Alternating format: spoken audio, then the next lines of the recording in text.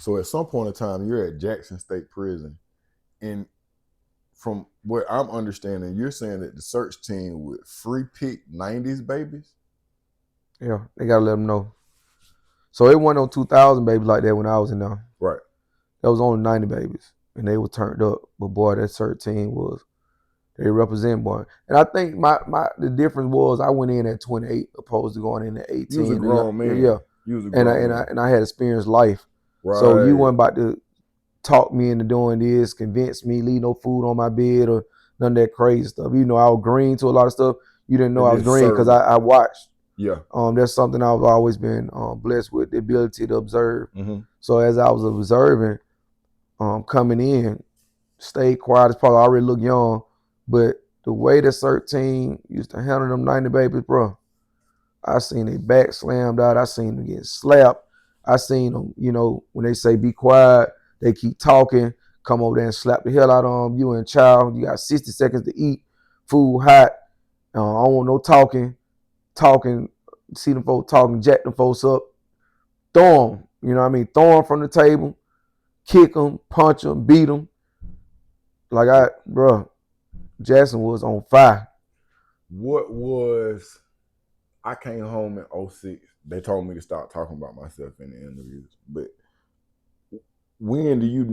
are you there when it turns or it's meshing into gangland, so to speak? It was gangland then. Yeah. It was gangland then. It was a lot going on there. How do you what's some of the signs that you see that you know? Bloods had a big Bloods and GDs had a big presence. I remember when growing up, GDs had a big presence growing up. In Atlanta, yeah. Yeah, that was it. You know, it was very few Crips and Bloods. I actually got my first shootout at 13 with some Crips. But you got into a shootout with the Crips? Yeah. Golden Glide. Golden Glide. You so east side. Hey, Golden Glide, bro. We had a dance crew. P-Funk. Yeah, man. P-Funk. Tight to death, man. We were well known around the city, man. Hey, Rad Talk Shawty, man. What was your dance name, bro? Just out of curiosity. And I know you remember it. Yeah, it's Rocket. I was Rocket. I got my dance name because of because of sports. Yeah. Rocket. Yeah, I had a rocket on my arm. Man, let me change your name in my phone. Get out of here. So you get into a shootout with the Crips at Golden Glide. Yeah, it really wasn't a shootout. They were doing the shooting, we were doing the running. And we had pistols, we shooting back, but we shooting 25s and 38s. And I had a 22, but I'll never forget, we got to fight with some guys outside of the skating ring. It might be about 5 of us. But when I tell you they called somebody, they called What was the nationality of these guys? They're black. Oh, okay. Because I know at some point in time, then I'm thinking, I'm getting the time frames mixed up. No, these all black, man. And that particular night was so significant because we had on all white sweatpants and we had black marks going across where bullets were grazing. They were shooting. When I say they were shooting to hit us, but God, Viorte is my witness, man. My homeboy Kurt Wood. But nothing hit us. Nothing hit us, bro. But we had the marks on us where gunshot was. That's crazy. Bro, it was if I'm lying, man, I'm telling you, bro, this is God untrue. Always had me covered, bro. Yeah. Always had me covered, man. Okay. So coming from an environment, coming from a region where you don't see a lot of Bloods and Crips, you go into the chain gang, and what's some of the things that you see that let you know that it's different here in regards to the gang so life? they were asking you when you came in, you affiliated. They was, and the people that wasn't, they were free picking those who wasn't, right? Those civilians, as they call them. Mm-hmm. That Jackson, all the doors were broke. You can break in and out of the doors. You can go to any rooms you want to go to. Mm-hmm. When they locked the doors, they really didn't lock the doors. You know what I mean? People walking around all night long. You know what I mean? And yeah, they were free picking, man. When I say they were doing everything, taking their stuff, messing with them, mm-hmm. all types of stuff, bro. Like young guys, gay, man. Like it's crazy to me, man. Like That's why I know that it's not about how much time you do in prison with when you return you do homosexual stuff. That be in you already. You think so? Yeah, I think you lead the street like that. Some people are I got a different theory. I understand that. Some people are put in compromising positions and without a choice, and that stuff can happen. But I've seen a lot of guys who didn't have a lot of time. It was so was engaging into the stuff, and it made me realize like, man, this dude here been locked up 20. He ain't playing no games about it. But this dude here got people is just in. He got 3, 5 years, and he engaged in this, and it's crazy, bro. It's crazy. What was the first time you seen the homosexual stuff go on in prison? It was an eye opener. In Jackson, we all taking a shower together. We all taking a shower together. And I seen a dude get smacked on the booty, and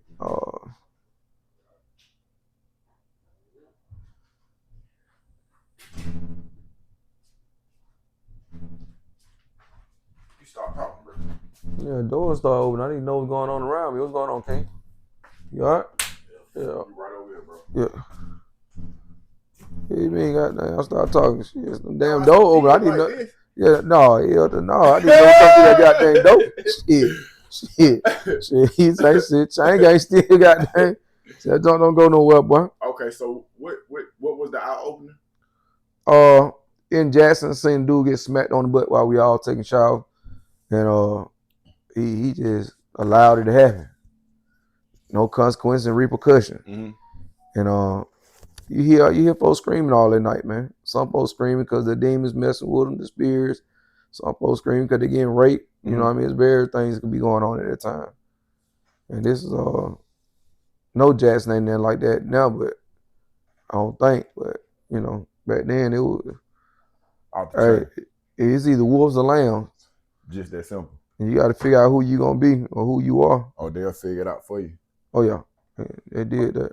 How long do you stay at Jackson? I stayed at Jackson about a month. Yeah, about a month. I think most people doing level 5, they probably stay a little longer, about 2 months. But I stayed about a month. Why are you level 5 though? You got dope charges, bro. Who you telling? I had no idea. First place I went though was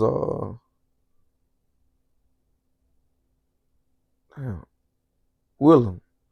Okay. That was gangland, but it wasn't no level 5. They was fighting, a little bit of stabbing. Wasn't a lot of stabbing going on. It wasn't a lot of stabbing. It wasn't that like Hancock or other places like Macon, but it was still biting, man. For you got wrong. You are affiliated. It's crazy to me. I seen more people affiliated get into it than civilian. So that was a little bit different for me. Go ahead. I was gonna say, you being a thinker, you being a person that, I don't like to say it out loud, that I respect the way your mind works, not on the chessboard, but just like in regular stuff. Allows you to. What kind of process do you see young brothers going through when it comes to this game? Like, for some people, they built like that or they was born into it. But I've seen a lot of people get tricked off into this lifestyle, and now you're a foot soldier, and because you got to take these commands from another human being, you booked up. You ain't coming home no more. For me, and my thought process is that I think a lot of guys are looking for love in a lot of the wrong places. And I met some real good dudes who were affiliated. Then I met some cowards, more cowards than real dudes, and they were scared, right? Most of them were scared, and a lot of them just didn't have love. I will say, man, being in prison, man, you learn that people have some very unique backgrounds. And I mean, like, being from the city and hearing some of the stuff that they were going through, but it's different, bro. The poverty is different in country towns than it is being in the city. Right. And I don't want to say that one is worse than the other, because you have to be going through that. But a lot of people who didn't have fathers, a lot of people who didn't have a stable household, a lot of people raised on struggle. You know what I mean? And it was eye-opener for me. Well out of my element, you know what I mean? Right. Because I was in a bubble. I was in the city, and we got our project, but it's different, you know what I mean? Yeah. So I learned a lot, man. Prison taught me a lot about life. You can't judge people until you understand where they come from. What was your first run-in with somebody? I got a fight in Griffin several times. When I lost trial and went to Griffin, just because I was from Atlanta, folks hate Atlanta. A lot of folks, but I had so much family down there. Everywhere I went, I had family. I got a big family in Griffin. Mm-hmm. But every time somebody tried me, I fought. I come from back there, man. I got to fight every year, kicked out almost every year. Mm-hmm. Like it just in me to fight. So I will say 98% of fights I got in over that 9 years, it was my fault. I started it. If I felt tried any type of way, I ain't want nobody else to ever try me. Big, fast, or strong, it don't matter what it is.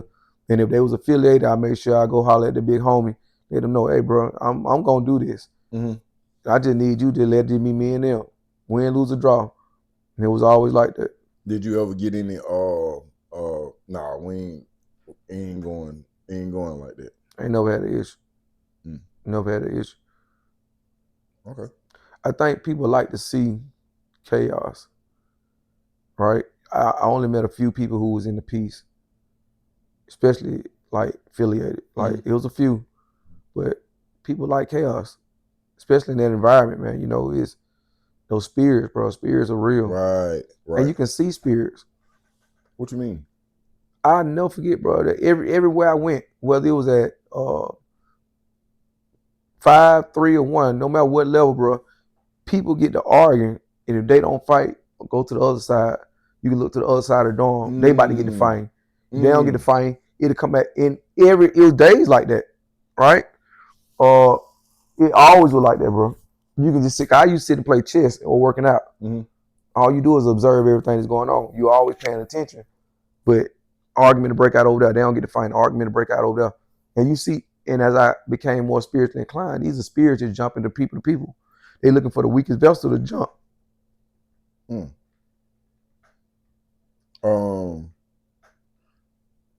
How do you set yourself apart? How do you get into your regime? You saying it's chess, it's working out, you studying, you reading. How do you stay on your path? I want to go home. Yeah. Right. So, like you say, you talking to different people who were taken care of by their parents or they weren't getting taken care of. My situation different. I was taking care of a village. And I know that village needed me. And I knew regardless of what that time was given, I'm going home and I'm gonna be prepared. So I was focused, bro. I was focused from day one. It didn't take me the last 2 years. Right. From the time I went and I started reading, you know what I mean? I was reading the Bible, started reading the Quran, anything I can read. And when I went back to County in 2012, I bought every book that was on the 8th floor. When I say every book, when they came in my dorm, I had over 60 books. How you get to the 8th floor, bro? Shit, I went straight to the 8th floor because I had too much time. I had 30 years in it. Yeah, but when I was there, you had to work your way up to the 8th floor. No, unless you had like, if you had over 10 years, you're going to the 8th floor. For real? Yeah. And you coming from prison, you got over 10 years, you're going to the 8th floor. Yeah, I started out on 6 Northwest and as my I ain't never went down though. 6th floor and then I went down there when I got busted and that was it. But and I stayed there 2.5 years on 23-hour lockdown. Yeah, I stayed. I was on the 8th floor, but it's because I just kept getting into fights. I'm gonna go back. I'm shifting gears. Had Goodfellas made it to Chain Gang while you was there? Yeah. What was your first acknowledgement of them, if any? They wasn't no big presence like that. They was spread out. Yeah. They spread them guys out, man. There wasn't never a time when I seen a lot of them together. They might meet up on the yard or something like that, but I ain't really rock no dude like that. You know what I mean? I try to find dude who get money, bro. And me and my mentor were having this conversation yesterday about the feds in the state. You seen the dude in who escaped in May 2026. He went to federal prison. He had some type of scheme going on. He finessed a nigga out of 11 million. You gotta look it up. Yeah. They shipped the nigga. He down in Jasper, Georgia. That nigga escaped. He been on the run since. You don't find that in the state. You don't have conversation. Wall Street Trapper was talking about how he learned about stocks. You don't meet a lot of niggas like that in the state, but I did. You know what I mean? I met dudes who bought their paper. Them all people I was trying to talk to, cause anybody else gonna be jealous as hell. And gonna be some envy, some envy in some type of way. For the most part, I still mess. I ain't gonna lie, I mess with cool niggas from Vine City and Kirkwood who were young, who came in young. They really ain't got no paper yet. They just had good spirits, but it wasn't a lot of dudes like that. You went in at 28. You have children at this time? Yeah, I had my daughter was 3 years old. She was 3.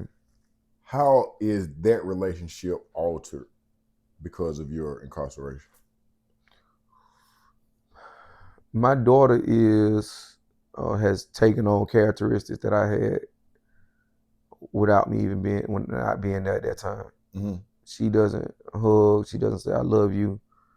She is hard as a rock. We both Leo, and I don't count that as it, because even with those signs, it's all about how you raised and the stuff that you've experienced, right? Mm-hmm. But it definitely affected our relationship. The bond. It took me some years to really build a bond with her, but I can tell, like, it's gonna be hard for somebody. It's gonna be hard for her to love. How old is she now? She's 20. Law student in Howard because of the situation. You know what I mean? Were you able to communicate with her while you were incarcerated? Yeah, her mom brought her like every 3 months. Her mom brought her, my fiance brought her, my sister brought her. Mm-hmm. Yeah, so she understood. I wouldn't know that far. Don't bring mine down now. Life is short, man. I don't know what can happen. Come see me. Try to build whatever bond we can build. You were 28 when you were incarcerated, and so you're not that vulnerable. Do you think that your outcome or your potential ability to interact with these different organizations would be different had you been locked up at 18 or 19? Oh yeah, absolutely. The maturity was different. You know what I mean? 18, I hadn't had as many experiences as I had at 28. 28, shit, I always had been traveling and getting money and things you like out that. the country every birthday. Yeah. A lot of people Yeah, ain't so left. it was different, man. And the type of guys that I was associated with on the street was respected figures. Yeah. But not only that, just the wisdom, right? If you still got the same mentality at 18 to 28, something ain't right. Yeah. I was a kid, even though not having grown folk responsibility, still a kid in itself. What's the most violent thing you've seen in chain gang? From a dude getting raped or a dude like violence? We'll take both of those. Shit, I seen niggas get stabbed in the shower to death at Hancock. I seen blood stab another blood. Nigga was a snitch and doing some homosexual stuff. I'll never forget that. All the above, those two things got his butt stabbed. Same nigga who walking into the shower every night. You know what I mean? I witnessed that, and then I witnessed 2 dudes hang themselves. I found one dude when I went to the halfway house. He hung himself, and he had been trying for the whole week to get them to put him in the hole. He had 6 months left to go home. Everybody was dead. He had no money. Somehow he had got kicked off his job, and dude was reaching out to them folks trying to get help, and they didn't help him. I went to work one morning. I seen a nigga hanging off the balance. That nigga hung himself. I had to go get them folk. Them folk covered it up before news got it though. And I seen a nigga in chain gang hanging. So yeah, it was crazy. Like, when you see somebody get stabbed to death, what type of, I know, because a lot of times we speak of things, and I'm a therapist. You're a therapist.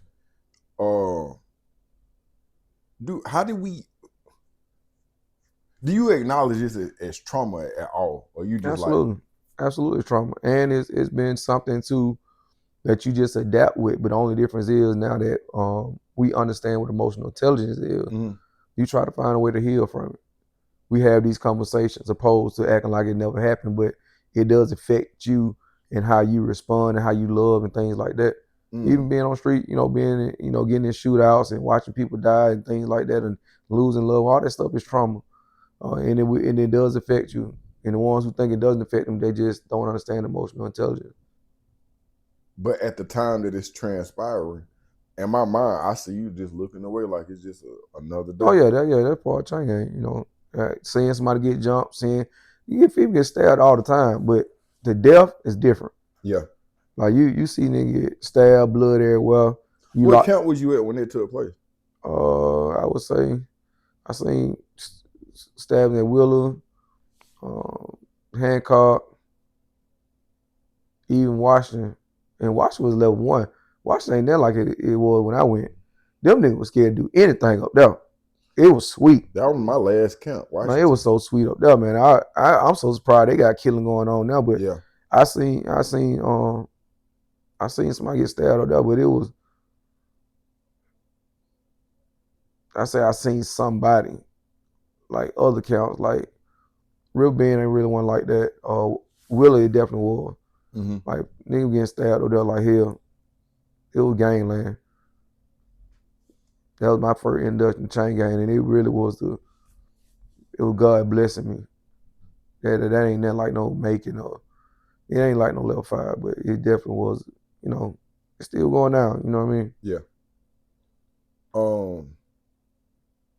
Do you ever do you see or have relationships with the Muslims inside of the chain gang? Absolutely. And this is something I always wondered because I talked to Tony T. Tony T did 33 years. He sat right there on that same couch. He got locked up during the Miami, Atlanta beef. Late 80s. Yeah. So he was just we understand that sometimes the Muslims move like a gang for protection. Have you ever seen Christians move like a gang in chain?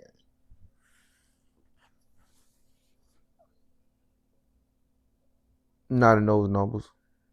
Not in those numbers. I say niggas don't play the radio, but not in those numbers. You know what I mean? Yeah.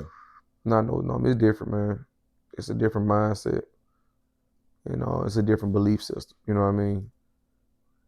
But for the most part, don't never underestimate nobody. Simple as that. And I don't fear guys who feel like they got to be amongst other guys to be who they are.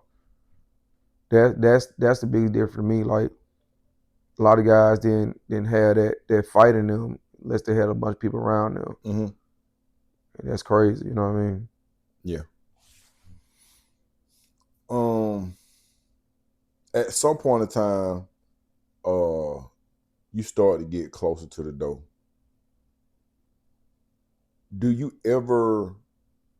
Are you there when this drug epidemic hits the system? Oh yeah, the meth was in there strong when I was in there. Meth, you know, the weed, cocaine, of course the cigarettes, but the meth was terrible, bro. Folks stay high for 7 days. When they come down, it's gonna be a war. It's gonna be a war. When black folks get on meth, it's gonna be a war. Had you ever dealt with or been around meth prior to your incarceration? No, not meth. Okay, and then you see people that normally do meth, and then I got homeboys that's in chain gang. They coming home hooked on K2 and ice or meth or what have you. What's something that you seen or someone that you seen and you seen that these drugs kind of alter their life for the worse? That was the biggest thing I seen in Hancock. I was in the dorm. I was in C dorm.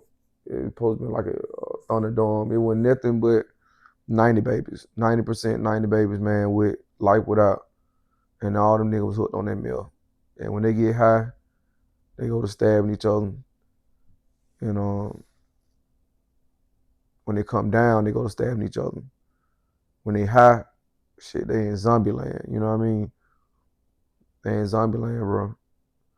But that's the first time I seen people really be high for like 7 days, like a whole week. That junk was crazy, bro. And they would like that at Willow too. They was on the ice too, but it wasn't like Hancock. That damn dorm was crazy, bro. What you mean? Shit, we stayed on lockdown. Shit, 3 weeks out of the month, and them niggas on that ice. They taking from each other, taking from anybody they can. But just crazy, bro. Like Them niggas were bad on that ice, bro. Them young niggas bad, but when they not on it, bro, you can talk to them. Like I was always big, bro, on the song, you know what I mean? And it's a good dude, bro, just scared, trying to run from that time. You can't phantom life without parole, and you got 18, 25, and you ain't been out your town, you ain't been out, you ain't did nothing. You ain't had a chance to live yet. No, life ain't even started. And it's already over. So trying to find a best way to deal with it. Do you think that, and I think I asked you this question when we was out hiking with Bank, but the United States has the highest prison population in the world. Mm-hmm. African Americans are the minority in these United States. However, we're the majority in the prison system. Why do you think that is? Why do you think so many of our young men have their lives are over before they even begin? Are we just bad people? Is it the system against us? Not the system. Some of the issues that we're dealing with right now in the foundation, the kids. I got a child who's in the second grade, 7 years old, can barely read and barely can count, and hasn't been tested properly to get the help. Right. Mm-hmm. When I talked to the teachers before the school year was over, they were like, he ain't come to school never twice a year. He barely knows ABCs. He can barely count. So I got him a tutor, and the tutor, first thing she did an assessment on him. Is like, this dude here has complete dyslexia. We can't focus on math right now. We got to focus on reading, right? Smart young kid, but parents are not even aware that their kid has this issue because they have their own personal issues. You know what I mean? Mm-hmm. I mean, like, they have their own issues. So, like, they start, like I told you, 4th grade. They looking at them test scores. All the tests and different things they're doing. They building these prisons. We building one right now. It's 500 and it's $450 million that they're building right now, and that's due to the test scores that they seeing coming up in this generation. So that's where we at right now, man. Like, reading really is fundamental. Reading is the key to financial literacy, because you can't have financial literacy without reading. Right. So yeah, strategic though. It is very much so. I don't want a nation of thinkers. I want a nation of workers. Who said it? That would be Rockefeller. John D. Rockefeller. I was sometimes I try to explain certain things to people. They're like, bro, there you go with that militant stuff. You overreacting. No, it's real, man. And I went to some graduations, and in these graduations, I was like, well, 75% of these graduates will be entering the workforce. And then I started looking at it, and it's like the school system looks like the workforce to one degree or another. You in class for 8 hours. Like the prison system. Just like the prison system. Everything run by bills. Yeah. Yeah. They control you. It's all mind control. And colors as well. I've been diving deeper into the walls are painted the different colors for a reason. Yeah, like they do obedience. Certain things. They've been doing tests on this since the early 1900s. And it's deep. Like, it's real deep. It's psychological warfare. You read Behold the Pale Horse? It's been a while. Like, I read it a long, long time. Well, you got to look at the documentation that's on the war that they declared against our community in the 60s, in the transitions that they made from the 70s to the 80s, out drugs in the 80s, housing and welfare and all the different things in the 70s. And even though the majority of whites control these particular assets, they're not assets, excuse me, these particular what are we gonna call them, outlets. Mm-hmm. We the ones who have our communities have been destroyed from. So yeah, that that's where we at with that. What are some solutions? Solution is educating our kids and not looking for the school system to do it. So it's an epidemic at this point, right? And the only thing that we can do right now is fathers got to father up. Mm-hmm. They got to get into the households. They got to be affected with their own kids. Then they got to be affected with kids outside of their household, because there's too many men who are raised to be weak men. So in a nation, in an environment full of weak men, we can't never rise because we're the foundation. I don't care how many women surpass us in education, they get the prominent positions, they take uh, authority and leadership in what they're doing. Mm-hmm. We will never rise and be successful when the men are not rising to where they need to be. So our goal right now and our solution right now is teach this youth on how to be real men. And you didn't have to have somebody in your house to be a real man. You just got to surround yourself with people that you want to be like, or people who have the characteristics of being a real man. You've seen the gang life inside chain gang where people have been stabbed and tormented and victimized. Then also you've worked with kids from elementary to middle school to high school. How do you explain to them what the end impossibility is? Having them to pick up what you put down as opposed to saying he don't know what he's talking about. How do you talk to a kid who is in elementary school that's already throwing up gang signs and you didn't think what this turned into?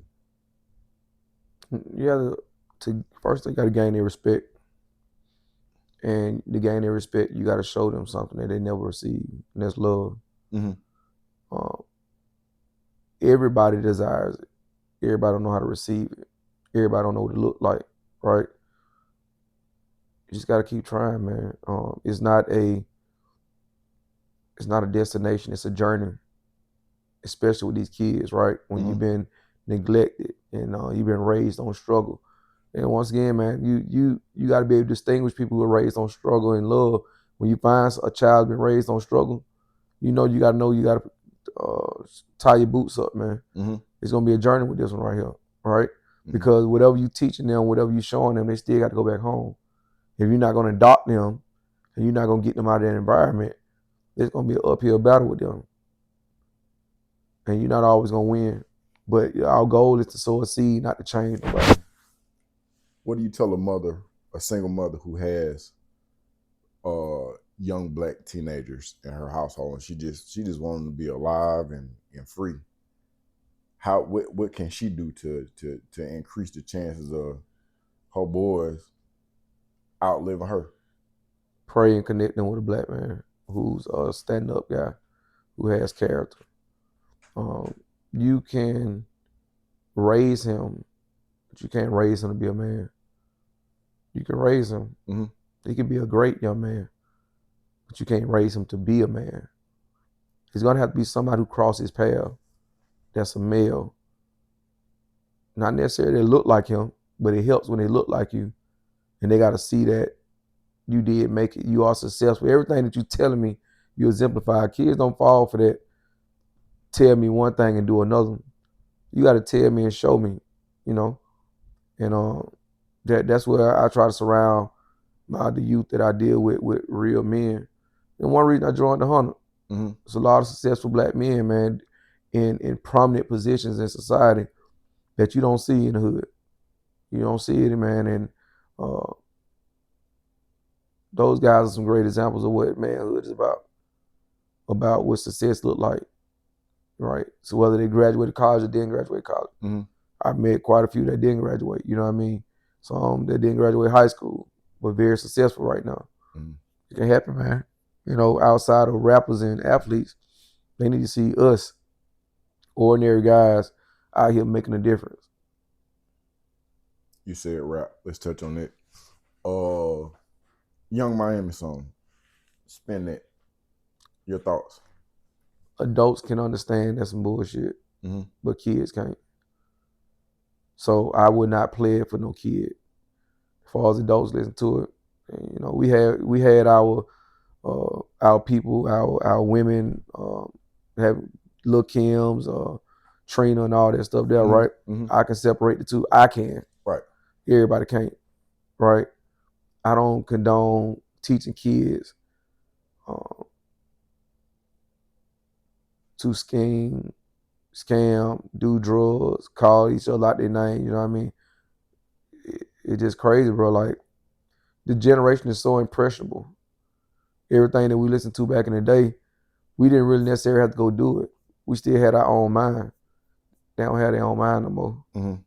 So if you really brainwashing them, and they know it's modern day slavery. The people on the record company on the prison system.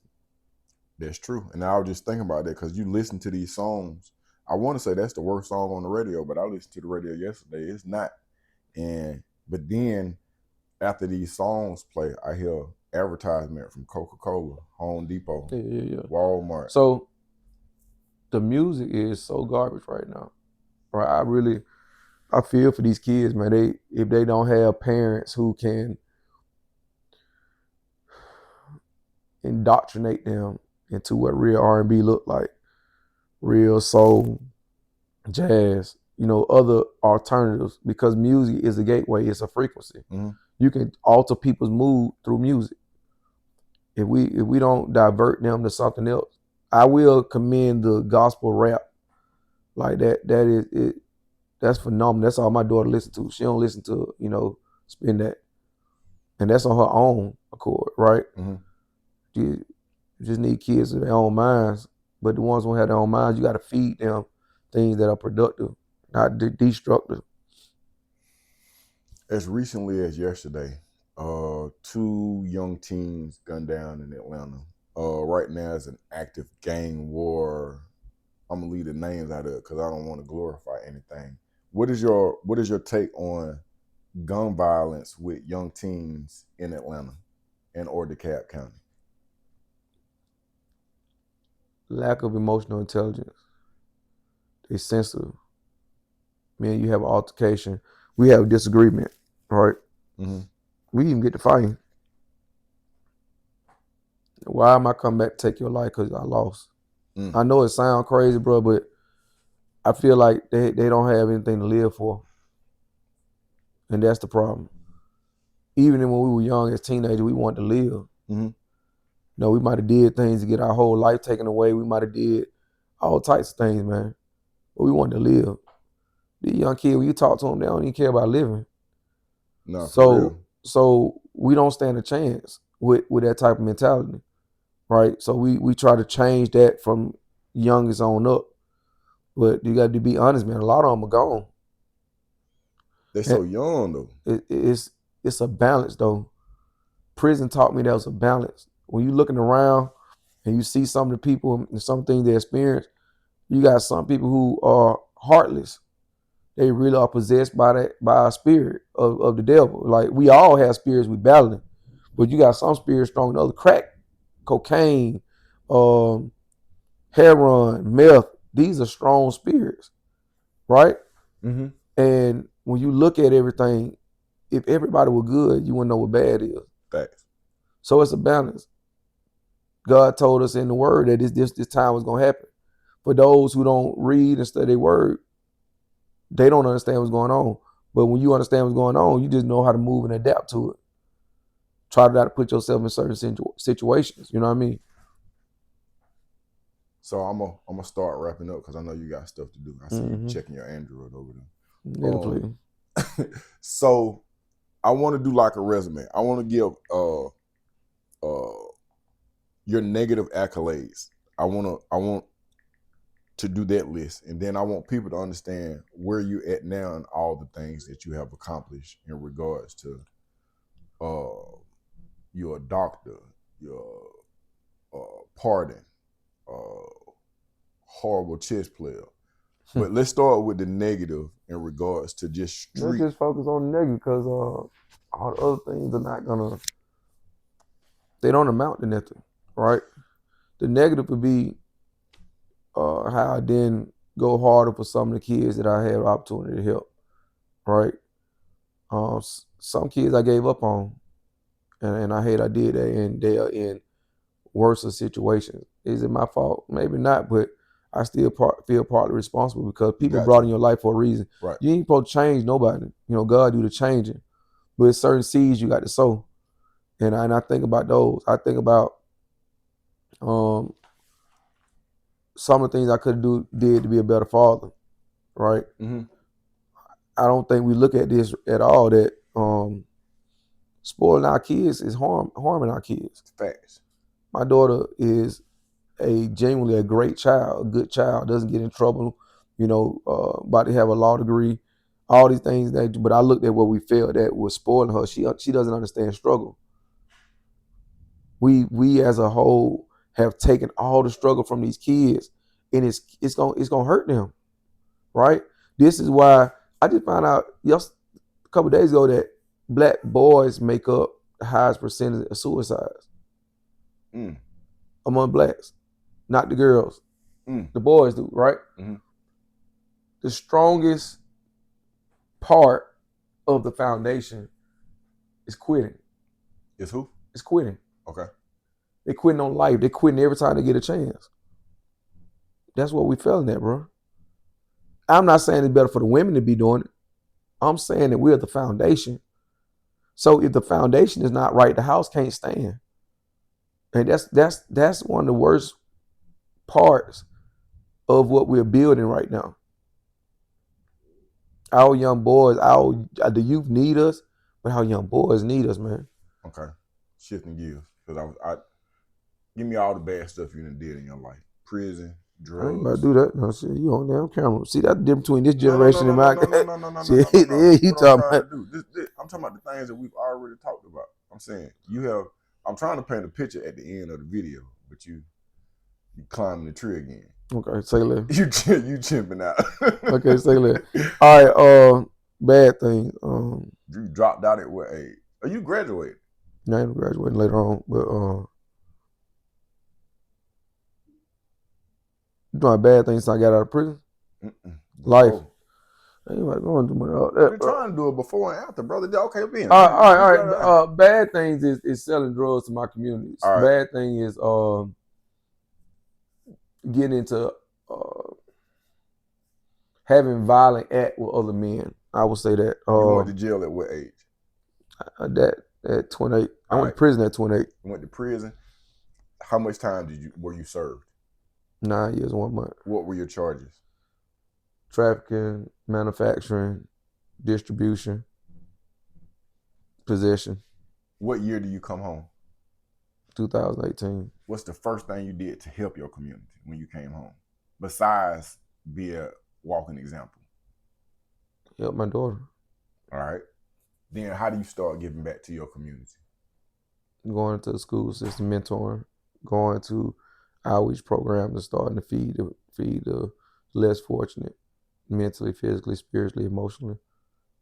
How did you get a pardon? Hard work. I happened to be at a halfway house in Atlanta. You made me come in here and you was preaching to the people at the halfway house. How did that come about? That's my calling. Preaching? Yeah, I was doing that in prison. I had been doing it on the streets before prison, didn't even know what I was doing. Mm-hmm. We just from a street standpoint. And when I learned to merge the two, I don't belong behind no pulpit. I belong in the streets. How did you become a doctor? Hard work, connections, vision. Mm-hmm. Like being a visionary, 5 characters of a man: protector, provider, visionary, cultivator, and leader. All those things, those accolades that I've been able to receive, been because of the work that I did, not looking for any accolades. What prompted you to become a part of the 100 Black Men of DeKalb County? Alignment. The 100 Black men didn't recruit me, I recruited them. What does tomorrow look like? Freedom. As long as we got freedom of thought,